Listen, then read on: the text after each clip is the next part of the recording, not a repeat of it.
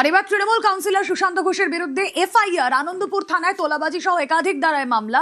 অভিযোগ করেন রুবি মোড় সংলগ্ন ব্যবসায়ী সমিতির সদস্যরা তাদের কাছ থেকে 2 থেকে 3 কোটি টাকা নেওয়ার অভিযোগ।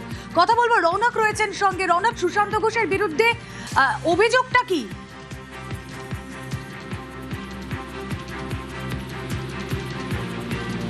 আনন্দপুর থানায় অভিযোগ ব্যবসায়ীদের, রুবি মোড় সংলগ্ন ব্যবসায়ীদের অভিযোগ।